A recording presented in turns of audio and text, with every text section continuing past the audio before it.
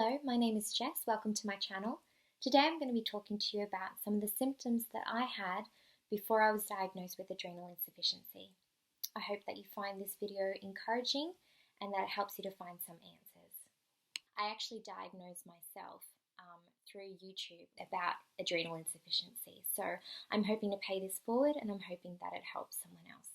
I was labelled as depressed, anxious, or all these other things that weren't true. It's not a medical definition. This is how I describe how I felt.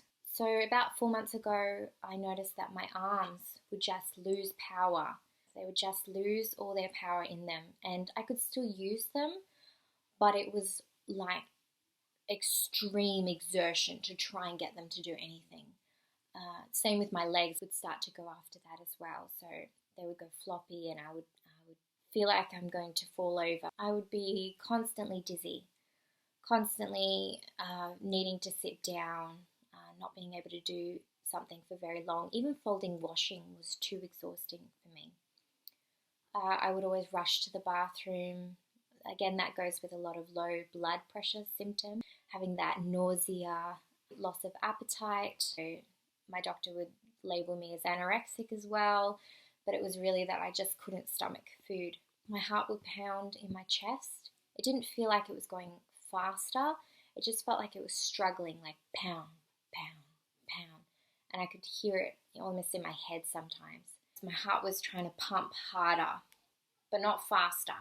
It was just like it was really struggling to pump. It wouldn't last for long though. It wasn't all the time. I would feel like someone was maybe pushing on my chest, like it felt like there was a weight on my chest. I almost couldn't make my lungs fill up all the way.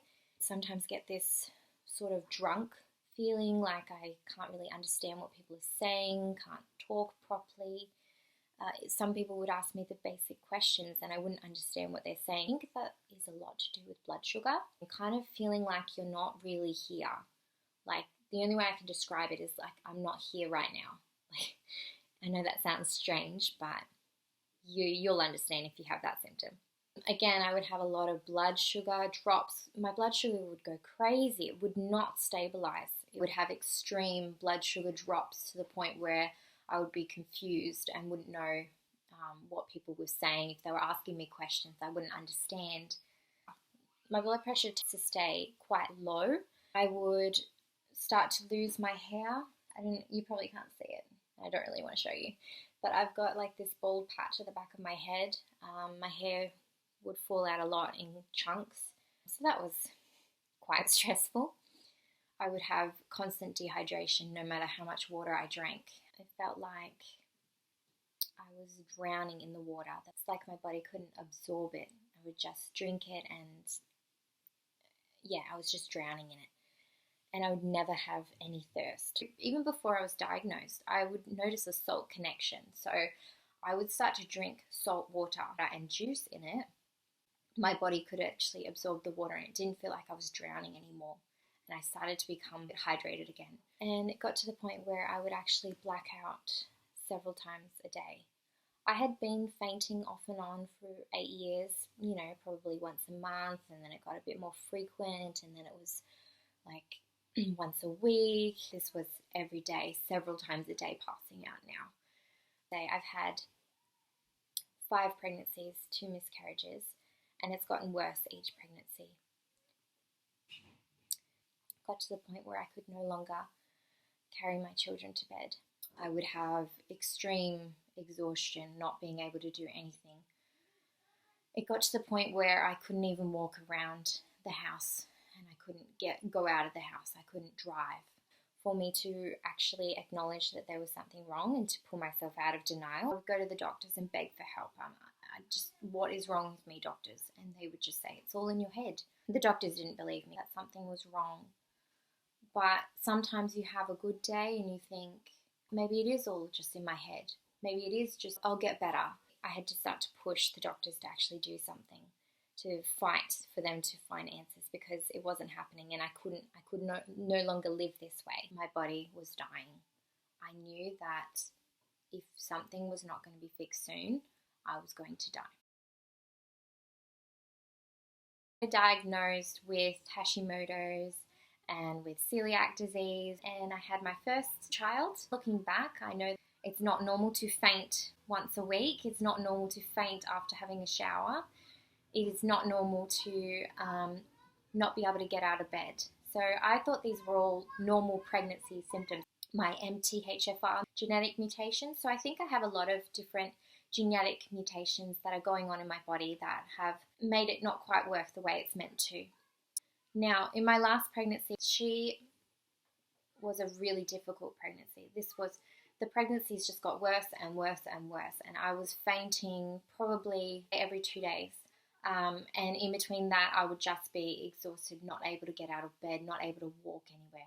Now, the real turning point was last flu season. I ended up going to hospital twice, and I had no idea that you could actually go to hospital with a flu. I was completely ignorant. They wanted to send me home in emergency, just saying, oh yeah, it's just the flu. I actually passed out in emergency. They couldn't figure out why my blood pressure was not rising. And they're trying to find some sort of infection that I had in my body. They just could not raise my blood pressure. I think I ended up having about 8 bags of fluids before they actually said, all right, we need to stop the fluids because her body's not going to be able to cope with any more fluids. Staying in the hospital for a few days, they couldn't figure out why my blood pressure went so low that I ended up being, is it hypertensive or hypertensive? The really, really low one. And, my blood pressure kind of went to okay. So they're like, okay, time to go home. And I remember when I got home, I just couldn't function. I couldn't do anything. I lay on the couch and I would just watch my children play outside, and I was just preparing to die, to be honest. I was actually preparing to say goodbye to them. That's really hard to say, but there's going to be a lot of stories out there like this where people have gotten to the rock bottom where they realize that they are not okay, actually need help. And my body was not normal. I needed help. So I started researching after I'd recovered from the flu. So the doctor finally sent me to the cardiologist. He wanted to look at my heart to make sure that there's nothing wrong. So he put the machine on and no, there's nothing wrong with your heart. Let's do a stress test. So we did a stress test, and while I was running, he noticed that instead of my blood pressure going up like it should, it would actually drop, and then I would pass out. So he noticed a hormonal link then, and I had my suspicions before. Like, I had been looking at different symptoms of different diseases, and one of the things that came up was sort of Addison's disease. So he pushed me towards the hormonal route, or something like that. I don't know. I'm not a cardiologist. I got to see the endocrinologist after that, and she just said, yep, okay, it's something to do with your pituitary.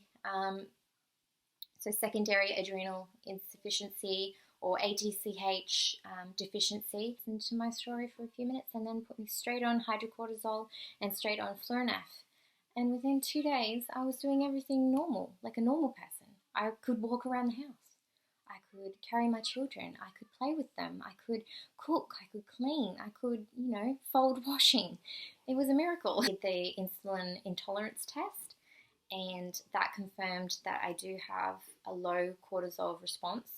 So instead of my body pumping out cortisol, it basically didn't pump out anything. And I also have growth hormone deficiency. I don't know much about that, so if you could list in the comments below, I'd like to know more about it as well and how it will be affecting me. I'm still waiting for an MRI of my pituitary gland. Whatever, you know what I mean. Now that I'm medicated, things are looking so much better. I hope this video was encouraging, and I hope that you find your answers. Don't give up, because this is your life. And I hope that this video has helped you along your journey to convince yourself that you need to fight. Don't let the doctors tell you that there's nothing wrong. You will get there, and there are many